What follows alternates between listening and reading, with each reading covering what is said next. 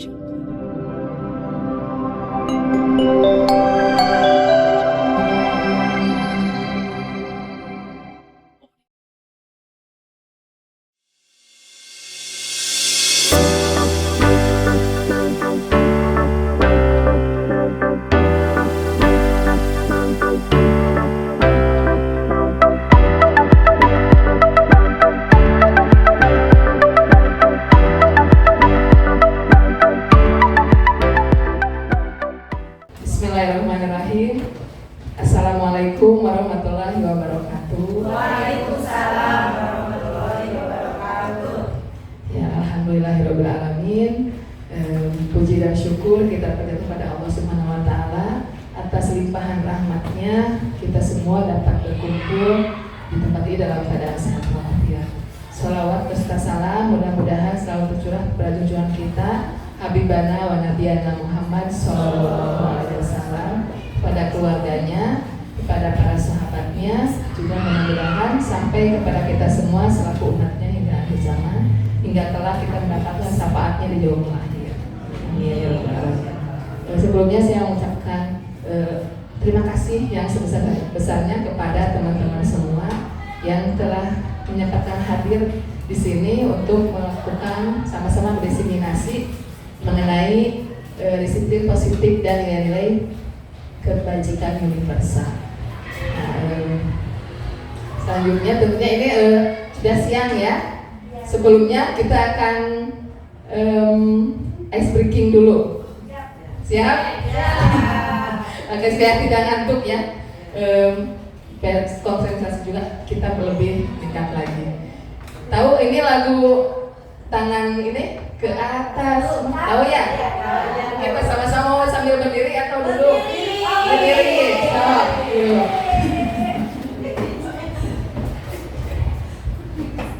Tiga, dua, satu. Tangan ke atas menggapai bintang, tangan ke samping burung yang terbang, tangan ke depan ikan berenang. Duduk di sini siap belajar. Putar-putar tangan diputar. Lung-lung tangan digulung. Ular melingkar di pagar bundar. Kanan, kiri, atas, bawah, siap belajar. Iya. Ada lagi? Mau? Yang kanan itu? Ya. Ya, yang itu?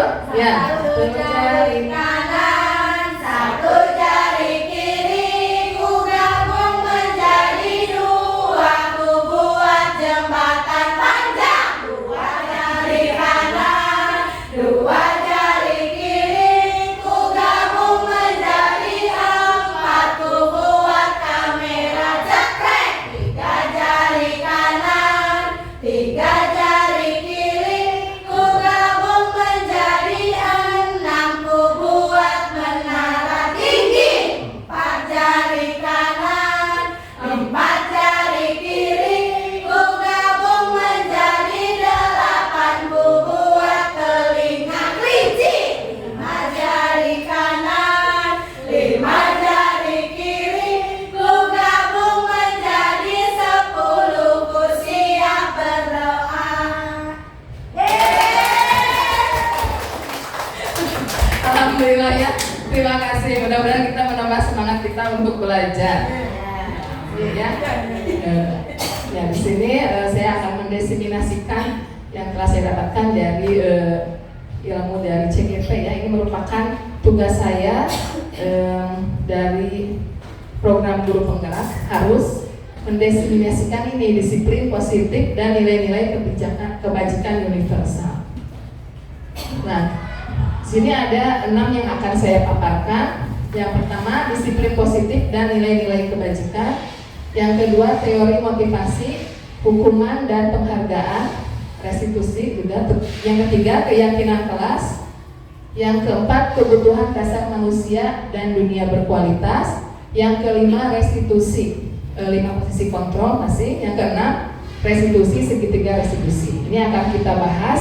Tentunya mungkin ada yang sudah tahu, yang belum nanti kita bahas sama-sama. Mudah-mudahan menjadi sebuah ilmu untuk kita semua. Nah, disiplin positif dan nilai-nilai kebajikan universal ini akan kita bahas terlebih dahulu. Nah, di sini ada kegiatan pemantiknya. Coba Ibu kepalkan tangan. Nah, di sini bayangkan bahwa tangan kita itu menggenggam sesuatu yang berharga menurut kita, baik itu keyakinan atau itu suatu materi misalnya ya. Genggam dengan erat. Bayangkan kalau misalkan ada orang lain yang menyuruh membukanya atau memintanya, apa yang akan ibu-ibu lakukan atau bapak lakukan? Apakah akan memberikannya ataukah mempertahankannya? Ya, dengan erat. Ya, rata-rata memang kita akan mempertahankan apa yang menjadi keyakinan kita atau apa yang menjadi sesuatu yang berharga menurut kita ya. Seperti itu, atau ada yang mau memberikannya? Bagaimana? Pasti semuanya di sini ada yang mau mengungkapkan? Boleh? Coba. Pasti di sini semuanya akan mempertahankan ya. Nah, itu pun kami guru juga sama ya. Anak didik pasti akan menginginkan bahwa dalam dirinya itu apapun yang menjadi keyakinan kita ataupun yang menganggap bahwa kita itu ada yang berharga dalam diri kita, pasti apa yang dilakukan itu sesuai dengan apa yang kita inginkan. Jadi berasal dari diri kita, dalam intuisi kita. Jadi kemauan itu atau apapun yang ingin kita lakukan pasti berasal dari hati kita atau pemikiran kita atau motivasi kita. Nah, ini yang akan kita pelajari selanjutnya. Nah, di sini ada perubahan paradigma dari stimulus ke respon kepada stimulus respon kepada pendekatan teori kontrol. Nah, di sini teori kontrol itu dikatakan oleh Stephen R. Covey mengatakan bahwa bila kita ingin membuat kemajuan perlahan, sedikit-sedikit ubahlah sikap atau perilaku Anda. Namun bila kita ingin memperbaiki cara-cara utama kita, maka kita perlu mengubah kerangka acuan kita ya. Di stimulus respon itu realisasi misalnya kebutuhan kita sama, kita menganggap kebutuhan kita sama, padahal seharusnya di teori kontrol itu realitas kebutuhan kita berbeda. Tentunya jangan pernah menganggap bahwa setiap orang itu pasti membutuhkan hal yang sama. Ternyata tidak, karena memang manusia itu diciptakan dengan keunikannya masing-masing, pasti mempunyai keinginan dan kebutuhan yang berbeda-beda. Mungkin itu yang harus kita tanamkan kembali, jadi dikoreksi kembali apa yang menjadi pola pikir kita. Nah, yang kedua, semua orang melihat hal yang sama.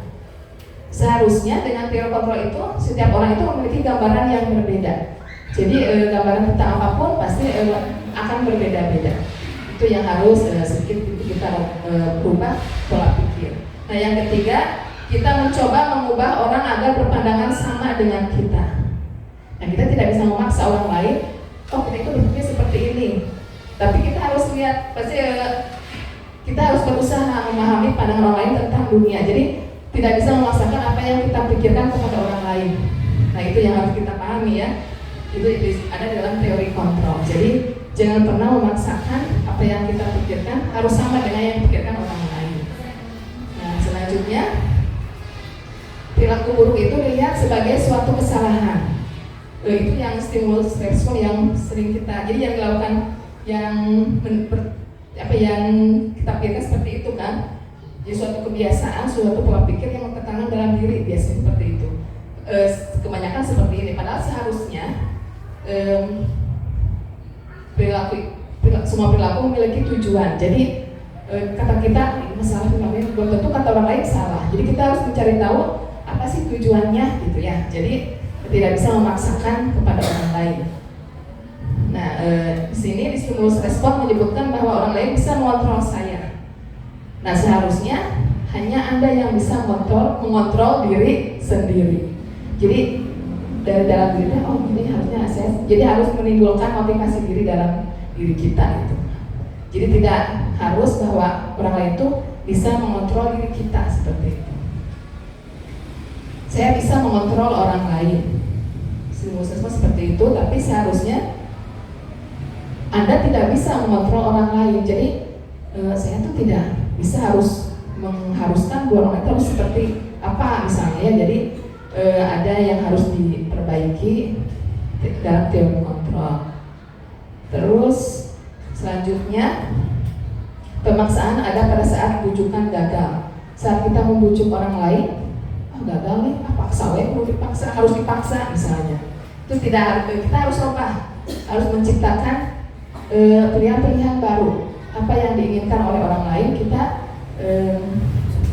kita analisis, kita cari tahu seperti itu. Nah, di stimulus respon itu model berpikirnya menang kalah. Jadi ada yang menang, ada yang kalah. Jadi kalau ada yang menang merasa dia bagaimana ya, jadi tinggi hati atau dan lain sebagainya. Ada yang merasa kalah atau terasa terintimidasi atau terasa ada yang menang dan kalah dalam berinteraksi. Nah, kalau di teori kontrol, model berpikirnya menang dan menang. Jadi saling menghargai nantinya, saling menghormati. Jadi bisa berdiskusi nantinya. Nah, ini perubahan paradigma dari stimulus respon kepada pendekatan teori kontrol. Selanjutnya kita akan belajar makna disiplin positif. Nah, pasti ini terlintas dalam pikiran kita. Disiplin positif itu seringkali dihubungkan dengan tata tertib. Ya, seperti itu ya Bu, Pak. Ya, teratur dan kepatuhan pada peraturan. Bahkan sering dihubungkan dengan hukuman. Padahal pemberian hukuman adalah salah satu alternatif terakhir dan bila perlu tidak digunakan lagi. Dulu kebanyakan kalau kita ingin disiplin, maka sering dengan beriringan dengan hukuman seperti itu. Nah, disiplin positif adalah suatu pendekatan untuk menerapkan disiplin pada diri orang lain, baik itu pada anak atau guru, tanpa adanya hukuman dan hadiah ya. Tetapi kita menanamkan bahwa apa yang dilakukan merupakan tanggung jawab dirinya sendiri. Disiplin diri dapat membuat bagaimana ia bertindak dan menggali potensi dirinya untuk menuju kebaikan. Jadi kita menggali potensi kita atau anak untuk bisa disiplin yang timbul dari hatinya sendiri gitu ya.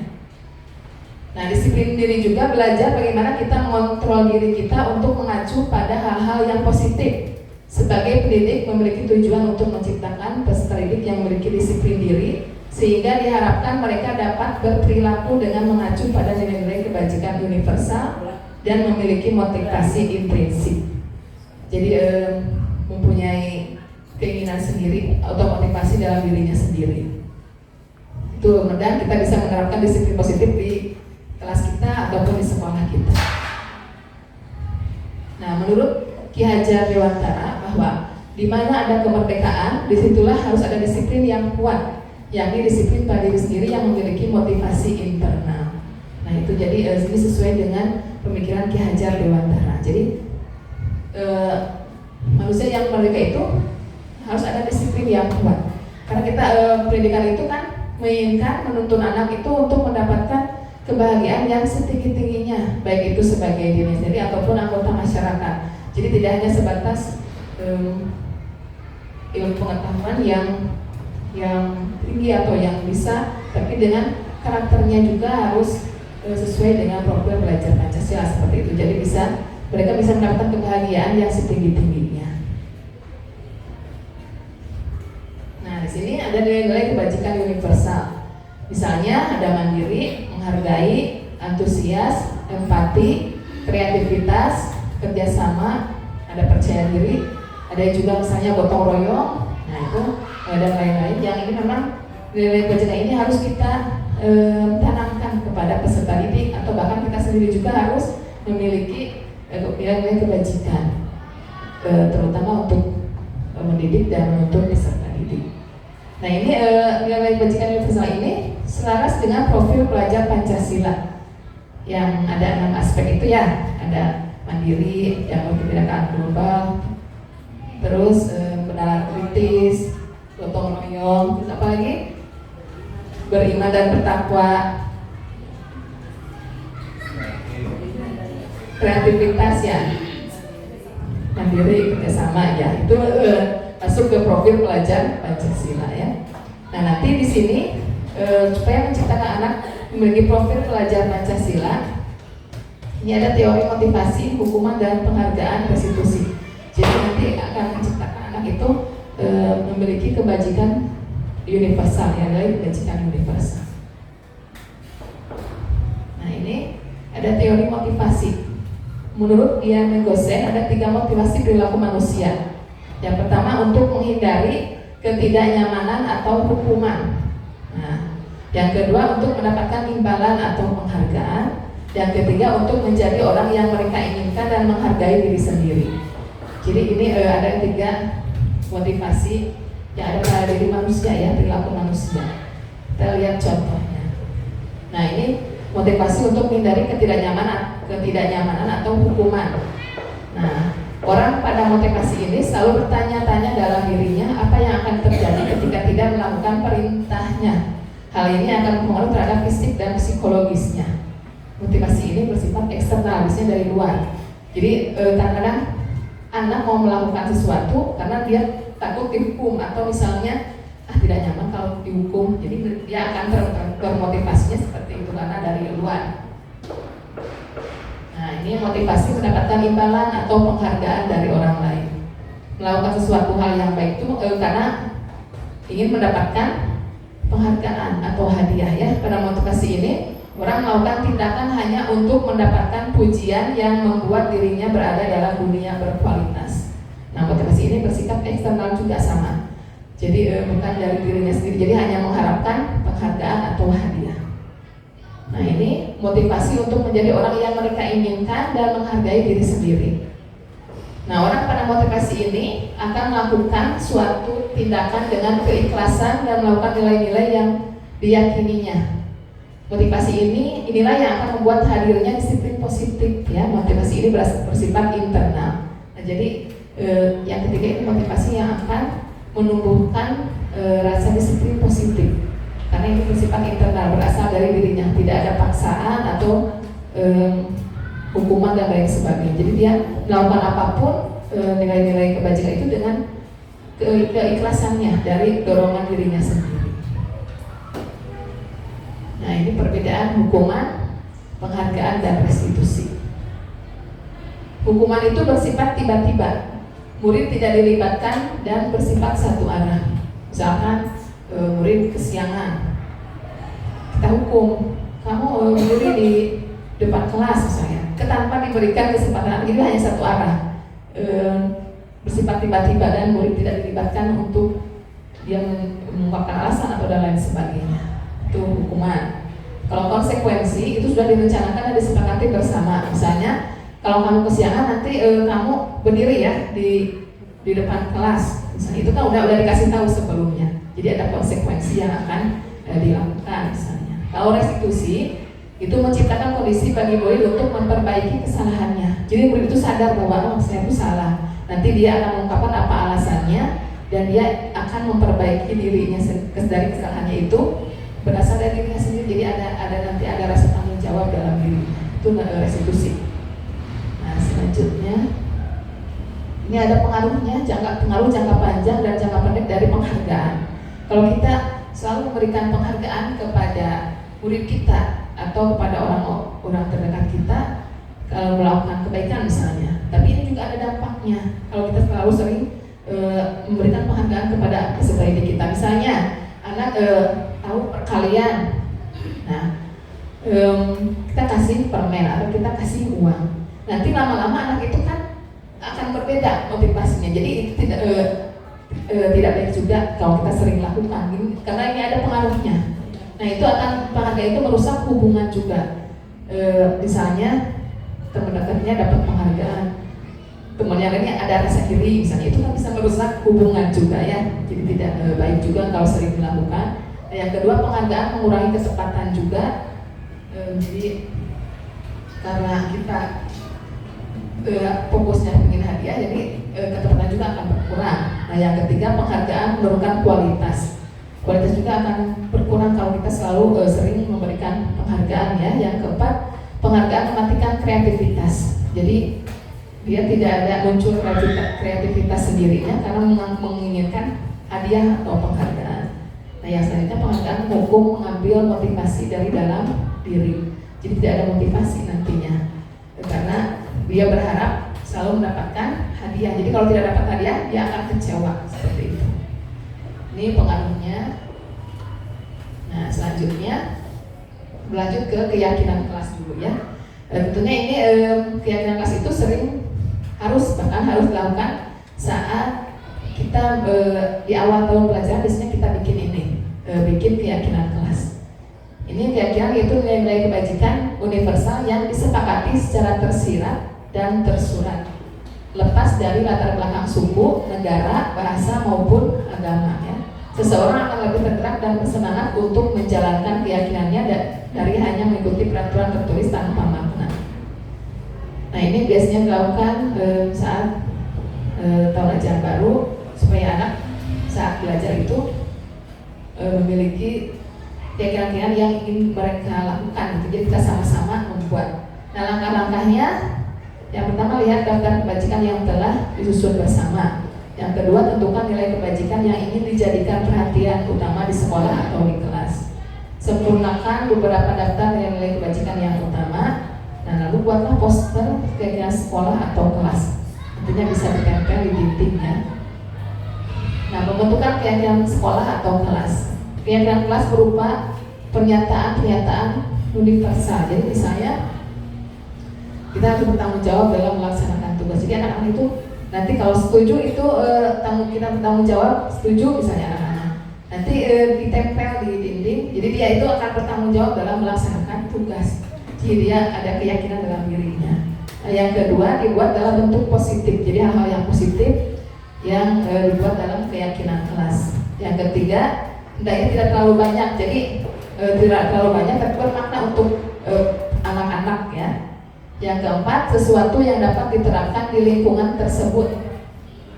Jadi dilihat lingkungannya bagaimana bisa diterapkan atau tidak sesuaikan dengan potensi anak dan sikap anak ya. Jadi bisa disepakati bersama. Semua anggota berkolaborasi dalam pembuatan keyakinan kelas. Yang keenam, bersedia meninjau kembali keyakinan kelas dari waktu ke waktu. Jadi kita sesuaikan ini udah masih bisa diterapkan atau bagaimana, nanti kita berdiskusi bersama kembali dengan anggota di kelas ya. Nah, prosedur pembentukan keyakinan kelas. 1, mempersilahkan murid atau warga sekolah untuk curah pendapat. Jadi semua anak, semua murid dipersilahkan untuk memberikan pendapatnya. Seperti itu kan sama yang sudah dilaksanakan? Sudah ya, alhamdulillah. Karena memang itu bisa menjadi acuan mereka dalam melakukan aktivitas nantinya. Jadi semuanya bisa memegang pendapatnya masing-masing, ditampung oleh kita. Nah, mencetak semua masukan. Susunlah keyakinan kelas sesuai prosedur. Ganti kalimat negatif menjadi positif. Setelah kita kumpulkan, kita lihat kalimat-kalimatnya sudah positif atau belum, dan selanjutnya tinjau kembali hasil curah pendapat. Yang kelima, tinjau ulang untuk membuat keyakinan kelas lebih sedikit. Nah, yang keenam, setelah selesai dibuat, seluruhnya mengetahui dan menyetujui. Jadi kalau sudah dibuat, misalnya ada berapa poin, 5, 10 atau berapa, ditanyakan kepada peserta didik kita apakah setuju atau bagaimana. Nanti kalau sudah setuju, kita letakkan di dinding. Jadi setiap anak itu setiap hari melihat keyakinan kelasnya, jadi teringat terus, oh saya harus gini, saya harus seperti ini. Nah, itu diharapkan seperti itu. Nanti akan menjadi sebuah kebiasaan dan bisa diterapkan menjadi nilai-nilai kebajikan universal. Nah, selanjutnya kita belajar 5 kebutuhan dasar manusia menurut Dr. William Glasser. Ini ada 5 kebutuhan dasar manusia yang sangat mempengaruhi perilakunya, baik orang dewasa ataupun anak-anak. Ini ada 5 kebutuhan. Yang pertama, kebutuhan bertahan hidup. Nah, yang kedua, kebutuhan kebebasan akan pilihan ya. Yang ketiga, kebutuhan kesenangan, jadi merasa senang. Yang keempat, kebutuhan kasih sayang dan rasa diterima. Yang kelima, kebutuhan penguasaan atau pengakuan atas kemampuan. Itu adalah 5 kebutuhan dasar menurut Dr. William Glasser. Ini biasanya kebutuhan ini harus dipenuhi supaya anak-anak itu seimbang dalam tumbuh kembangnya. Nah, kebutuhan bertahan hidup ini kebutuhan yang bersifatnya fisiologis ya, misalnya rumah, makanan, kesehatan, jadi lebih kepada fisik kita itu untuk bertahan hidup. Ya, jadi biasanya harus selalu ada, kita kan tinggal di rumah, misalnya anak-anak seperti kalau murid peserta didik, kita harus tahu di mana alamatnya dan lain sebagainya, bagaimana makanannya, kesehatannya, supaya mereka itu bisa tumbuh dan kembang secara maksimal dan baik. Nah, kebutuhan kebebasan akan pilihan, yaitu kebutuhan akan kemandirian, otonomi, memiliki pilihan dan mampu mengendalikan arah hidup seseorang. Misal anak bosan dengan menu bekal makanan ya, ini jadi anak itu bebas dalam mengungkapkan pendapat dan lain sebagainya atau keinginannya. Jadi kita harus berikan kebebasan, diperhatikan apa yang dia inginkan. Nah ya, yang selanjutnya kebebasan kesenangan, yaitu kebutuhan untuk mencari kesenangan, misalnya bermain, tertawa, misalnya itu harus dipenuhi juga. Nah, selanjutnya kebutuhan kasih sayang dan rasa diterima, yaitu kebutuhan psikologis, kebutuhan untuk disayangi dan diterima, kebutuhan untuk memberi dan menerima kasih sayang, dan kebutuhan untuk merasa menjadi bagian dari suatu kelompok. Jadi baik di rumah ataupun di sekolah atau di lingkungan masyarakat, kita semua orang pasti membutuhkan rasa kasih sayang dan rasa diterima di kelompoknya.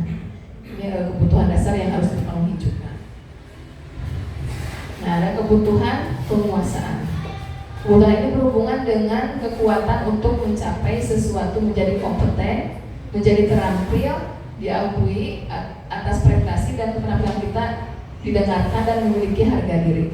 Ini juga kebutuhan dasar yang harus dipenuhi ya. Jadi ada rasa, oh kita diakui nih, oh kita punya kompetensi yang bisa dikembangkan, keterampilan kita, jadi sama-sama dikembangkan.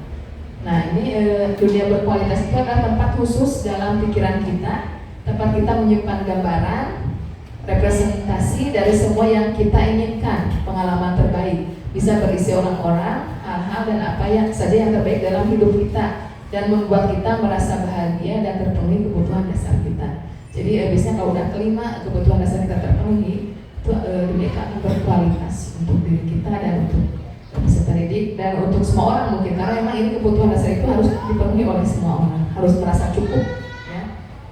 Nah selanjutnya ini ada restitusi posisi kontrol. Ini sangat berkaitan erat sekali dalam dunia pendidikan, baik itu di lingkungan rumah ataupun di sekolah. Apalagi kita sebagai guru ya, kita harus bisa dimana sih posisi kontrol kita itu sudah seperti apa dan bagaimana harus kita kembangkan, karena memang ini terkait dengan psikologi anak dan bagaimana anak bisa tumbuh kembang. Ini yang pertama ada penghukum, yang kedua pembuat merasa bersalah, yang ketiga teman sebagai teman, yang keempat sebagai pemantau, dan yang kelima sebagai manajer. Kita akan bahas ini sebagai penghukum. Itu seorang penghukum bisa menggunakan hukuman fisik maupun verbal. Sekolah memerlukan sistem atau alat untuk menekan murid-murid ya. Jadi kalau penghukuman itu biasanya diucapkan dengan yang tingkat emosional tinggi gitu ya. Nah kalau pembuat rasa bersalah, kalau di sini biasanya guru akan lebih menggunakan bahasa yang lebih lembut. Di posisi ini murid akan memiliki penilaian yang buruk tentang diri mereka, merasa tidak berharga dan telah mengecewakan. Misalnya si anak melakukan kesalahan, kita mengungkapkan kata-kata yang merasa dia tuh jadi merasa bersalah. Misalnya, kamu itu gimana? Kamu gak kasihan kepada ibu? Itu kan anak-anak akan merasa dia saya bersalah pada ibu kan berbuat ini. Nah ini di posisi kontrol yang kedua, membuat rasa bersalah. Ini yang sebagai teman. Guru pada posisi ini tidak akan menyakiti muridnya ya, namun akan berupaya mengontrol murid melalui persuasi. Hal ini dapat bernilai positif atau negatif bagi murid. Jadi ini kita bersikap seperti teman. Yang keempat sebagai pemantau. Itu memantau berarti mengawasi. Kita bertanggung jawab atas perilaku orang-orang yang kita awasi. Posisi pemantau berdasarkan pada peraturan dan konsekuensi sehingga dapat memisahkan hubungan pribadi kita dengan murid. Ini sebagai pemantau, yang terakhir sebagai manajer. Guru pada posisi ini berbuat sesuatu bersama dengan murid, mempersilahkan murid mempertanggungjawabkan perilakunya, mendukung murid agar dapat menemukan solusi atau permasalahannya. Pada posisi ini guru membimbing murid untuk dapat mengatur dirinya, mengembalikan murid ke kelompoknya dengan lebih baik dan kuat. Jadi murid nantinya lebih bertanggung jawab untuk dirinya sendiri. Nah, di sini ada video yang bisa lebih memahami tentang 5 posisi kontrol. Supaya bisa dilihat, supaya lebih memahami kelima posisi kontrol tersebut. Ibu dan Bapak guru hebat dalam penerapan disiplin positif restitusi. Salah satu program yang dikembangkan adalah 5 posisi kontrol. 5 posisi kontrol dalam restitusi adalah proses perjalanan seorang pendidik agar dapat mengenali dirinya. Pada video kali ini, kita akan membahas tentang 5 posisi kontrol yang dikembangkan oleh Bayang Dosen dan contoh penerapan.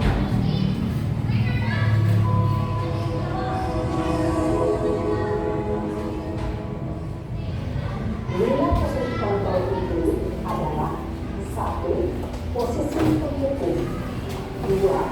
Posisi pembuat masalah bersalah. 3. Posisi tenang. 4. Posisi pemantau atau monitor. Dan 5. Posisi manajer. Ketika memahami kelima posisi tersebut, mari kita saksikan kasus kemarin yang terlambat hadir 20 menit di sekolah dan melihat bagaimana kelima posisi kontrol dalam menghadapi masalah tersebut.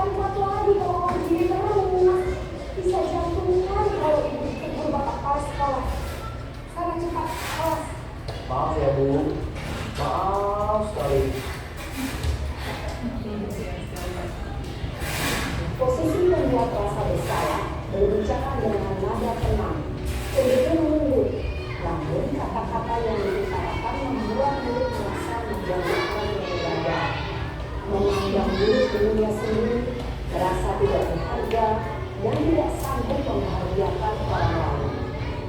Ketika guru mengambil posisi pembuat rasa besar, murid akan menganggap dirinya yang bersalah dan ia akan menyimpan emosi negatif tersebut di dalam dirinya.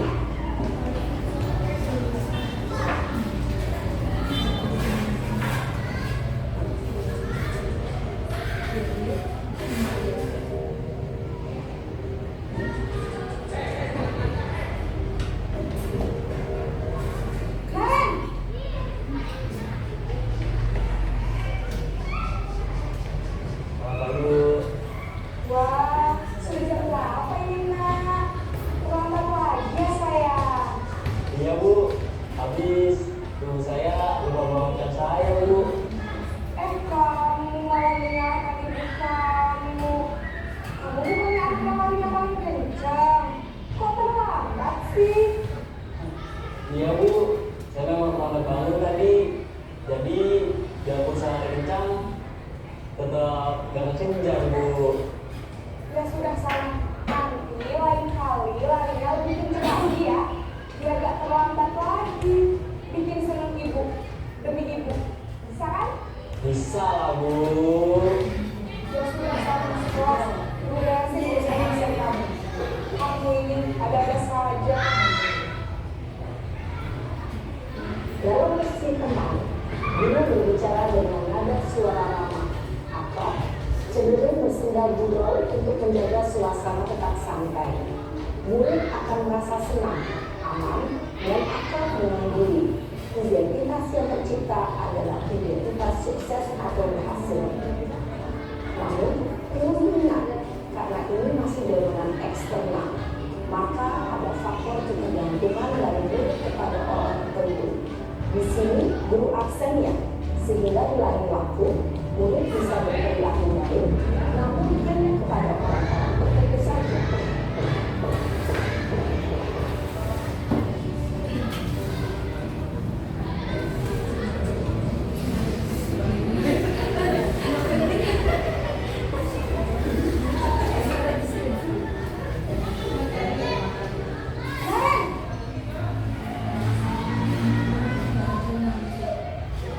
Sama-sama Bu. Naren, apa peraturan sekolah kita tentang jam berapa kita harus masuk sekolahnya? Kita harus di sekolah jam 7 Bu. Iya betul, sekarang sudah jam 7.20. Kalian sudah tahu konsekuensinya jika terlambat aja. Paham Bu, saya harus tinggal kelas pas jam istirahat selama 20 menit. Iya benar, konsekuensinya demikian. Jadi nanti jam 9.30 pas istirahat, kamu harus tinggal di kelas, kerjakan tugas tambahan untuk ketinggalan kamu, ya? Baik Bu. Posisi pemantau mengandalkan penghitungan atau data untuk mengontrol murid.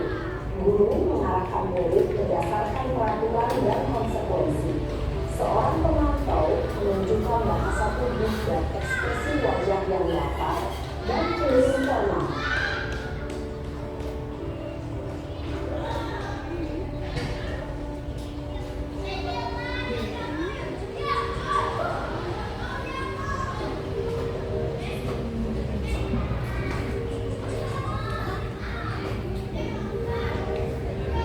Naren!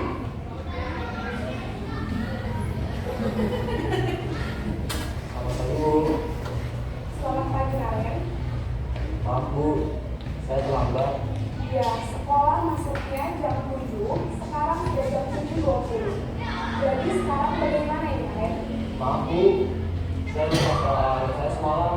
Baiklah, menurut kamu, keyakinan sekolah yang mana yang perlu kamu tingkatkan? Menghargai diri sendiri dan orang lain itu Bu. Setuju. Jadi, apakah Naren meyakini prinsip saling menghormati tersebut? Iya Bu, saya meyakininya. Apakah Naren bersedia memberi masalah keterlambatan ini? Bersedia Bu. Bagaimana kamu akan memberi masalah keterlambatan ini? Saya akan coba untuk tidak merugikan alam saya Bu. Baik, kalau Naren mau kita dirinya, ada orang yang kira-kira bisa bantu mengingatkan tidak?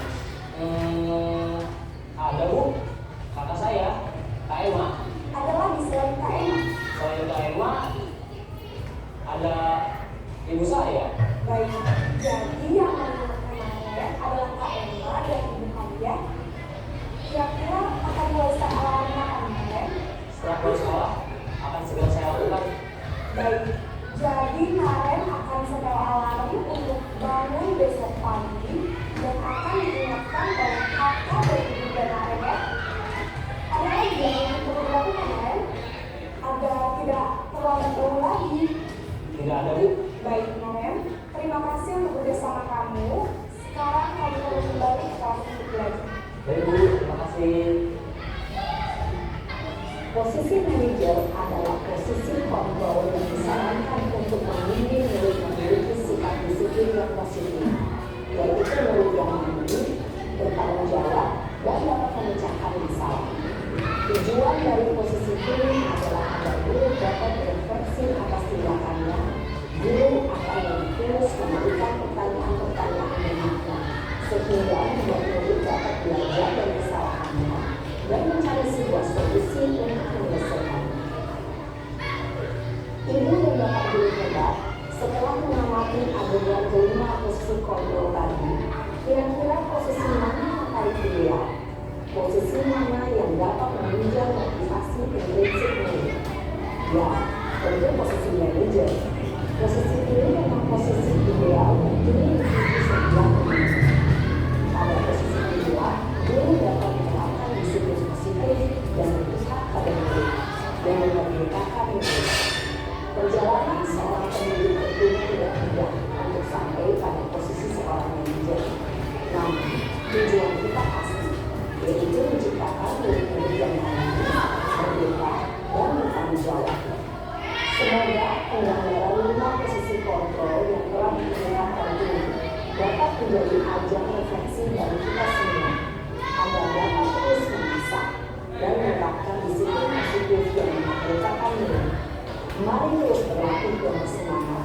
Selamat menerapkan. Salam dan bahagia, Ibu dan Bapak Guru hebat.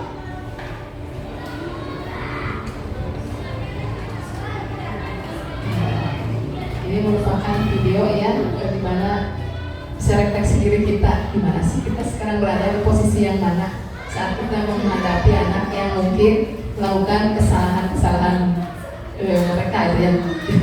Ini menjadi PR kita bersama. Mudah-mudahan kita semua bisa berada di posisi manajer, karena itu memang posisi yang terbaik sehingga anak itu membangkitkan motivasinya untuk lebih menjalankan disiplin positif. Jadi dari diri itu akan timbul rasa mandiri, bertanggung jawab atas apa yang dia lakukan. Mudah-mudahan kita dimudahkan oleh Allah untuk bisa melakukannya. Amin ya. Selanjutnya satu lagi ada restitusi, segitiga restitusi ya. Ini restitusi adalah proses menciptakan kondisi bagi murid untuk memperbaiki kesalahan mereka sehingga mereka bisa kembali pada kelompok mereka dengan karakter yang lebih kuat. Nah, restitusi membantu murid untuk menjadi lebih memiliki tujuan, disiplin positif dan memulihkan dirinya setelah berbuat salah. Restitusi bukan untuk menebus kesalahan, namun untuk belajar dari kesalahan. Restitusi memperbaiki hubungan. Nah, segitiga restitusi ini dirancang oleh Dian Gosen yang bertujuan untuk memudahkan para guru dan orang tua dalam melakukan proses untuk menyiapkan anaknya melakukan restitusi. Jadi jikalau anak melakukan kesalahan, ini bisa dilakukan oleh kita sebagai orang tua atau sebagai guru ya. Jadi jangan pernah memarahi anak itu di depan teman-temannya atau di depan orang banyak. Jadi dipanggil ke ruangan kita lakukan segitiga restitusi dengan tahapannya. Ada 3 di sini langkah-langkah segitiga restitusi. Yang pertama, menstabilkan identitas. Yang kedua, validasi tindakan yang salah. Yang ketiga, menanyakan keyakinan kelas. Jadi seharusnya keyakinan kelas itu sudah ada dan sudah menerapkan pada dirinya masing-masing, sudah tahu apa yang salah, apa yang benar. Nanti di yang langkah pertama, menstabilkan identitas, kita tanya apakah yang dilakukan itu salah atau benar. Nanti dia akan bisa mengatakan oh ini saya salah, jadi menyadari kesalahannya. Dan kita juga bisa menstabilkannya bahwa manusia itu memang tidak ada yang sempurna, pasti semua orang pernah melakukan kesalahan. Nah itu bisa di langkah yang pertama. Nah yang langkah yang kedua, validasi tindakan yang salah. Jadi kita kepada anak itu menanyakan apakah yang kamu lakukan itu salah atau benar, salah, apa alasannya. Nanti si anak akan mengungkapkan apa alasannya karena dia berlaku salah tersebut ya. Nah ini yang ketiga, menanyakan keyakinan kelas. Nah, dari kesalahan itu apakah sudah sesuai dengan keyakinan kelas yang dibuat. Nanti anak bisa berpikir, berdiskusi dengan kita bahwa apa yang akan dia lakukan untuk memperbaiki kesalahannya. Ini adalah langkah-langkah dari segitiga restitusi. Supaya lebih paham, di sini ada videonya. tentang penerapan segitiga restitusi untuk lebih memahami lagi. Salam berbahagia, Ibu dan Bapak Guru Yazar. Pada video kali ini kita akan membahas tentang salah satu program disiplin positif yang diterapkan di lingkungan sekolah yang dikenal dengan nama restitusi.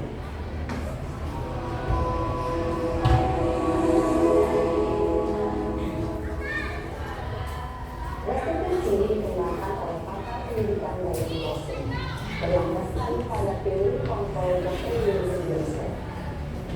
Segitiga restitusi adalah suatu proses dialog yang dijalankan oleh guru atau orang tua agar dapat menghasilkan diri yang mandiri dan bertanggung jawab.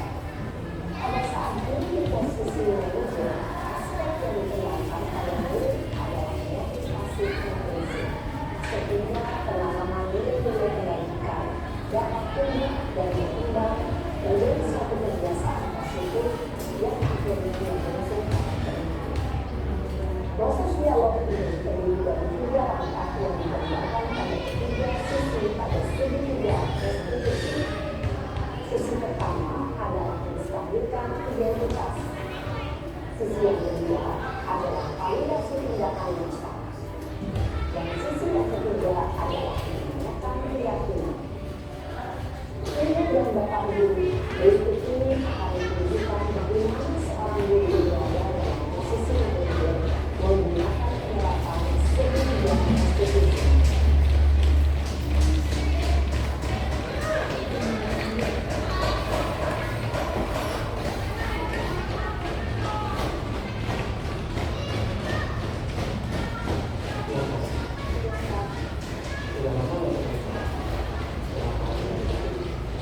Loh Pak, seru banget. Masa aku dikatain waktu kenapa? Ya aku marah lah. Aku baru dikatain di depan kelas. Seru banget. Oh gitu, ya pasti kamu malah bermasalah. Maka juga karena adalah ada yang menuduh bapak seperti itu. Kemudian pada saat itu, kamu melakukan apa? Ya saya langsung ngatain mereka lah Kak. Soalnya saya bentak-bentak dia di depan teman lain. Oh begitu. Pasti kamu melakukan seperti itu karena suatu alasan tertentu, Pak. Iyalah, saya diam saja Pak. Ya saya bela diri lah. Masa saya dituduh tukang fitnah? Ya, wajar lah. Mempertahankan harga itu adalah seperti itu, Pak. Untung kamu tidak bercerita banyak. Hanya mengatakan. Iya Pak.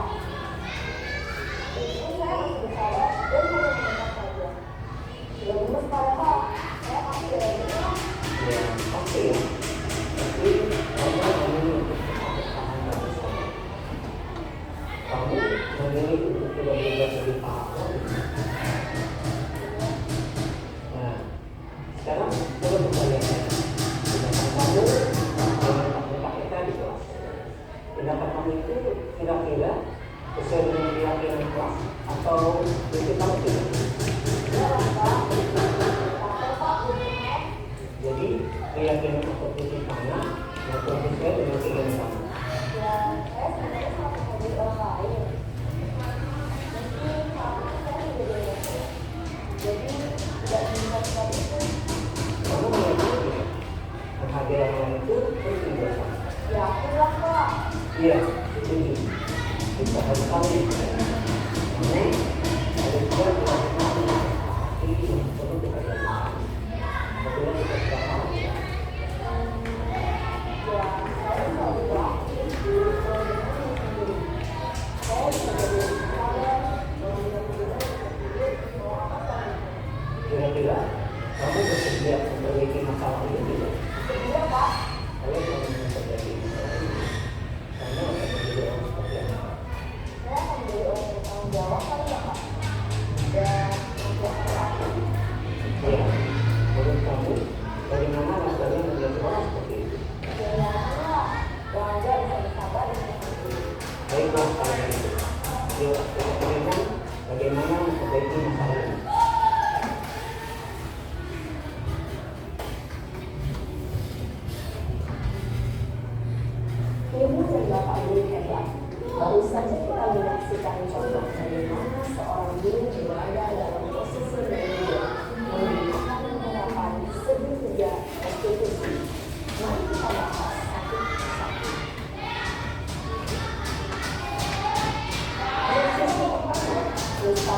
identitas berdasarkan prinsip bahwa dia salah satu bagian dari proses pembelajaran. Sisi pertama dari segitiga ini berperan menggeser identitas murid dari identitas gagal ke identitas sukses. Murid yang sedang bertingkah laku yang tidak pantas atau menarik diri saat itu sedang mengalami identitas gagal. Bila kita mengkritiknya, maka posisinya tidak akan berubah. Kita bisa mengajukan pernyataan ini. 1. Membuat kesalahan sesuatu yang wajar. 2. Manusia tidak ada yang sempurna. 3. Kita bisa memperbaiki kesalahan. 4. Saya tidak menggunakan kesalahan. Saya lebih fokus bagaimana memperbaiki masalah ini. 5. Apakah saat ini kamu telah menjadi orang yang baik untuk diri sendiri? Pada sisi kedua, validasi tindakan yang salah berlandaskan pada prinsip bahwa setiap perilaku dan upaya memiliki suatu kebutuhan tertentu. Guru yang telah memahami teori kontrol akan bergeser dari pemikiran stimulus respon menjadi reaktif dan mencoba untuk mengenali tujuan dari perilaku ini, mengenali dan mengakhiri kebutuhan individu yang dapat memperbaiki pernyataan atau pertanyaan bisa disampaikan dengan nada suara tidak menghakimi atau menunjukkan sehingga dapat menjadikan diri pada posisi positif. 1. Kamu bisa saja bertindak lebih bebas lagi dari ini. 2. Aku bukan melakukannya tanpa suatu alasan tertentu. 3. Kamu melakukannya karena mendapatkan sesuatu yang penting. 4. Mungkin kamu bisa mempelajari suatu perilaku baru yang lebih efektif. Bersediakah kamu mempelajarinya? Selanjutnya, kita akan simak sisi terakhir, yaitu menanyakan keyakinan. Teori kontrol menyatakan bahwa pada dasarnya kita termotivasi secara intrinsik. Pada saat perilaku yang salah telah divalidasi dan identitas sukses telah stabil, maka murid telah siap menaikkan keyakinan-keyakinannya dengan tindakannya yang salah dan pemikirannya telah bergeser untuk menjadi orang yang berbeda. Pertanyaan-pertanyaan ini dapat menaikkan keyakinan-keyakinan yang kami murid. 1. Sebagai keluarga atau kelas, apa yang kita yakini? 2. Nilai-nilai apa yang telah kita sepakati? 3. Seperti apa yang dalam sebuah kelas yang dimulai? 4. Ada yang menjadikan sebagai apa?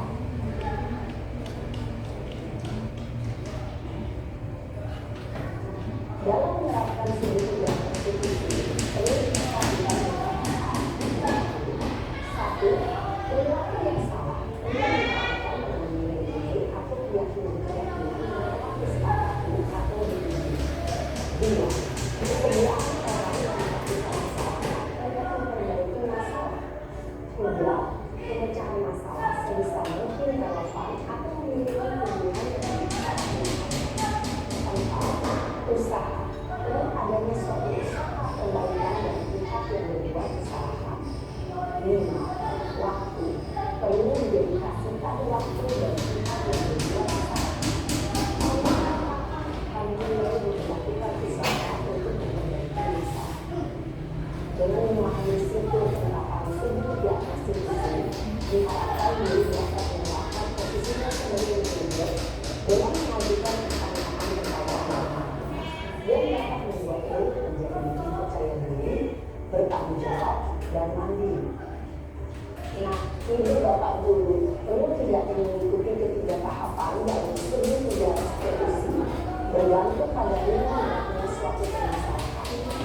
Misalnya, bila permasalahan tersebut ringan, maka tidak perlu dijalankan secara berlebihan.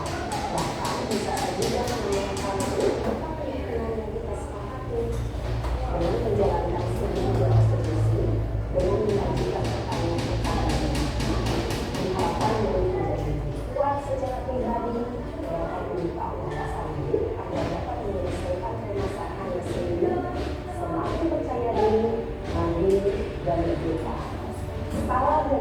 Kemudian input dari Pak Guru hebat.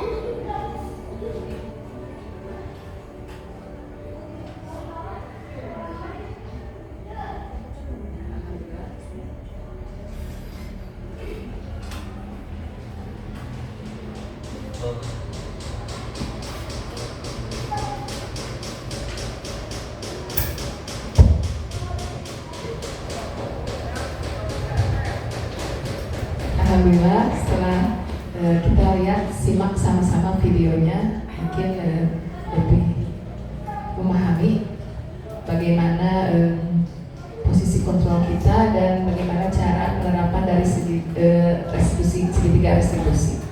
Mudah-mudahan kita semua bisa menjadi guru yang bisa menerapkan posisi kontrol kita di mana dan bagaimana cara melakukan segitiga restitusi sehingga anak-anak bisa tumbuh kembang sesuai dengan harapan kita dan bisa menjadi pribadi yang baik dan memiliki disiplin positif. Oke, ini pemaparan dari saya. Ada yang ini pemaparan dari saya. Ada yang mau ditanyakan atau bagaimana menanggapi atau berbagi cerita atau sharing boleh?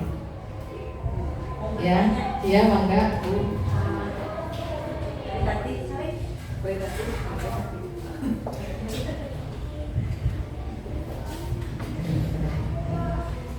Izin bertanya ya, tadi sudah dibahas tentang nilai-nilai kebajikan, kemudian kebajikan universal ya tadi ya Bu ya. Nah kemudian juga dibahas mengenai keyakinan kelas. Ada beberapa yang ingin saya tanyakan. Yang pertama mengenai tadi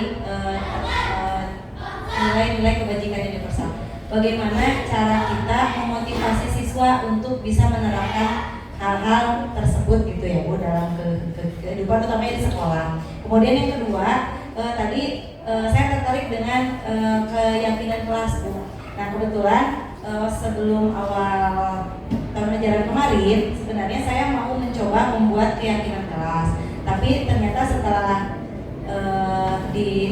mendapat pemaparan itu tadi ya, jadi yang saya lakukan kemarin itu salah. Jadi kalau saya mah dulu hanya siswa sepakat saja gitu Bu dalam peraturan-peraturan, padahal seharusnya kan kita siswa itu berpendapat gitu ya. Nah bagaimana caranya supaya siswa itu bisa menuliskan secara apa ya, jadi bisa muncul gitu Bu si keyakinan kelas itu, bagaimana supaya siswa itu bisa memunculkan hal-hal tersebut, jadi terjadi diskusi sehingga akhirnya keyakinan kelas itu bisa disepakati oleh bersama. Begitu Bu, terima kasih.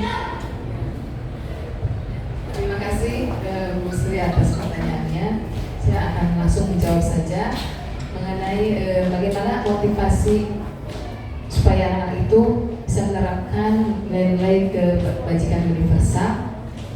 Nah yang pertama mungkin kita sering tentunya keteladanan. Yang pertama keteladanan dulu dari diri kita bahwa anak itu melihat apakah kita sudah bisa menerapkan nilai-nilai kebajikan tersebut, misalnya adanya saling menghargai atau misalkan kita datang tepat waktu atau misalnya gotong royong, menghargai orang lain. Nah, kita harus memberikan disiplin dulu kepada anak-anak. Itu langkah yang pertama. Yang kedua, sering anak-anak itu diajak ngobrol dan mengungkapkan. Jadi si anak itu bisa menghargai teman-teman. Jadi ada suatu hal misalkan dia melakukan kesalahan atau dia misalkan mengungkapkan hal yang tidak baik, kita sering ajak bicara, sering diajak, ini nggak boleh gini. Kita sering diingatkan kembali tentang nilai-nilai kebajikan tersebut, universal tersebut. Nah yang kedua, bagaimana caranya kita supaya anak itu dalam membuat keyakinan kelas yang lebih bisa berpendapat. Nah, jadi si anak itu kasih dulu pemaparan oleh kita mengenai keyakinan kelas.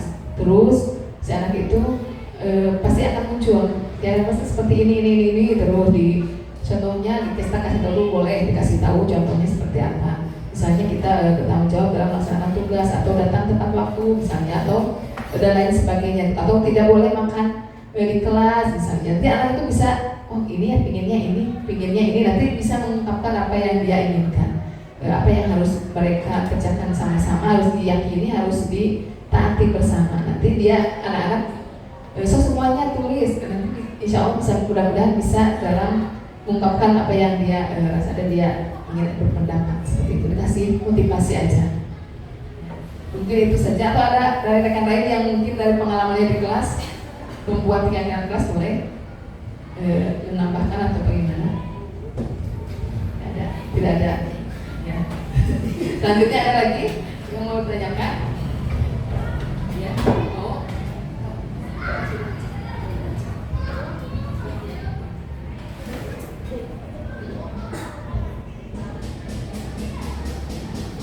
Ya.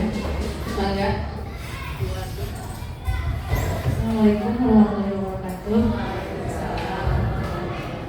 Mau bertanya Bu ya, dalam segitiga restitusi ya, bagaimana cara supaya anak dapat mengungkapkan apa alasan terkait kesalahan yang diperbuat sehingga anak-anak bisa jujur dalam mengungkapkan alasannya. Terima kasih. Ya, ini dalam penerapan segitiga restitusi. Jadi kita berada di posisi control manager ya. Tentunya kita anak itu dipanggil ke ruangan terpisah misalnya dengan kita. Jadi berbicara empat mata. Jadi si anak itu lebih tidak ada rasa takut atau rasa malu kepada teman-teman yang lain. Makanya nanti bisa supaya anak itu bisa lebih jujur kepada kita, mengungkapkan apa alasan mereka, alasan dia melakukan kesalahan itu. Jadi kita bicaranya pelan-pelan dengan wajah yang tidak mungkin tidak menyeramkan gitu ya. Jadi si anak itu dibawa ke ruangan kita gali apa yang menjadi alasan dia untuk karena melakukan kesalahan tersebut. Mungkin seperti itu. Ada lagi yang mau tanyakan? Kalau sudah cukup jelas ya. Mudah-mudahan ini merupakan ilmu ya Bu, kita bisa sama-sama menjalankan, menerapkan dalam keseharian kita, baik itu di rumah atau di sekolah. Karena memang di sekolah sebagai tugas kita sebagai guru, dan di rumah juga kita punya anak-anak kita ya. Jadi bisa kita terapkan juga bagaimana supaya anak itu membangkitkan motivasi intrinsiknya untuk bisa berbuat lebih baik dan disiplin positif tentunya nantinya, supaya mereka itu bisa tumbuh berkembang sesuai harapan kita dan bisa mendapatkan kebahagiaan yang setinggi-tingginya sebagai generasi penerus nantinya, bisa bertahan di tubuhnya sendiri ataupun untuk di lingkungan masyarakat. Jadi seperti itu, saya ucapkan banyak terima kasih telah menyempatkan waktu. Mudah-mudahan kebaikan dari Ibu ke Pak Guru semuanya mendapatkan berasal dari Allah Subhanahu wa Ta'ala, dan saya mohon maaf yang sebesar-besarnya atas segala kekurangan saya. Demikian, wabillahi taufiq wal hidayah. Wassalamualaikum warahmatullahi wabarakatuh.